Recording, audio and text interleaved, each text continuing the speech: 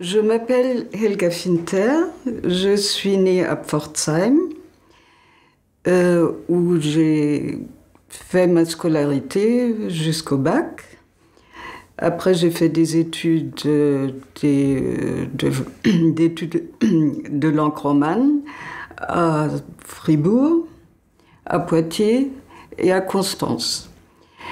J'ai vécu en Italie, j'ai vécu à Paris pendant 4 ans et où j'ai enseigné dans différents établissements comme lecteur.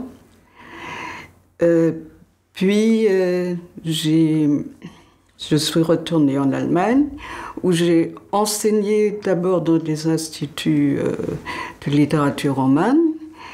Et puis, j'ai été appelée de devenir professeure d'études théâtrales et de théorie du théâtre à l'université de Gießen, où j'ai dirigé l'institut et où je suis restée, j'ai enseigné pendant 20 ans. Je vis à Strasbourg, je suis venue à Strasbourg par amour, comme ça arrive souvent. Et je suis à Strasbourg depuis 86. Mais en même temps, j'ai toujours travaillé en Allemagne, dans différentes universités, donc j'étais toujours dans les deux pays. Donc je suis seulement, disons, alsacienne complète depuis ma retraite. Et donc, je ne peux pas dire que je suis alsacienne. De toute façon, je me suis toujours... j'étais très rétif à l'idée d'être assignée à une seule identité. Je trouve que les identités, ça s'est fait avec la langue qu'on parle, avec la culture dans laquelle on vit. Ce qui veut dire, je suis italienne en Italie, je suis française quand je vis à Paris. Ici, je suis allemande quand je suis en Allemagne ou en anglaise dans un pays anglais. De toute façon, avec la langue, le corps change, la façon de fonctionner change, et donc c'est plutôt une... disons, c'est une richesse d'avoir la possibilité de différentes langues et aussi de différentes identités. Donc je comprends pour une grande partie l'alsacien. J'ai une certaine tendresse pour cette langue, mais aussi, disons, le yiddish, qui est, disons, j'ai l'impression que ce sont les mêmes strates historiques de l'allemand, qui est une sorte de Mittelhochdeutsch, avec différentes influences. Les influences, naturellement, en Alsace, sont des influences du français qui d'ailleurs fait, quand on compare l'alémanique de là-bas et l'alsacien il y a une différence d'agilité, de vitesse, de réaction qui est dans l'alsacien. C'est très influencé par le français et la façon que le français fonctionne. Pour parler de l'accent alsacien, je crois qu'il y a deux choses. Il y a deux sortes par rapport d'attitude à la deuxième langue, qui n'est pas celle maternelle. Il y a une attitude qui essaie d'épouser la musique, la mélodie de la langue de la nouvelle langue et l'accent qui reste, et encore ce sont des petits accents qui parlent donc de quelque chose qui est d'un arrière-fond qui est différent. Mais il y a les autres, et ça je crois, c'est quand même, pour moi, ça peut faire problème. C'est les gens qui importent la langue maternelle avec la mélodie, le mélos, dans la nouvelle langue, qui la brouille complètement. Il n'y a que l'autre musique qu'on entend. Et donc, si on peut critiquer ou pas trouver d'une façon très belle cet accent alsacien, je crois qu'on peut le comprendre. Je commence peut-être par le nom de la rue où j'habite en ce moment, c'est Fischart. Là, nous avons un humaniste qui a traduit Rabelais, qui a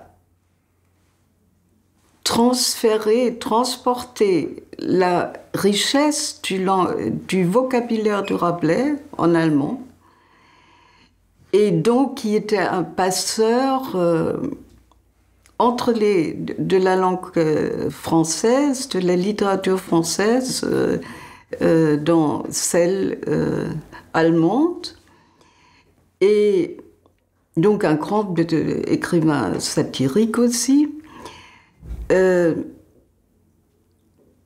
C'est peut-être un premier signe qu'il y a une scène littéraire alsacienne qui justement est très fructueuse par le fait qu'il y a cet entre-deux langues. Je veux surtout parler de René Schickele, qui est un auteur que j'aime beaucoup, qui est malheureusement pas très... Disons, il est ni beaucoup lu en France, ni en Allemagne. C'est quelqu'un qui, avec cette façon de vivre entre deux cultures, deux chaises, etc., a un peu perdu son auditoire. Il y a un autre qui a travaillé avec lui et qui, lui, il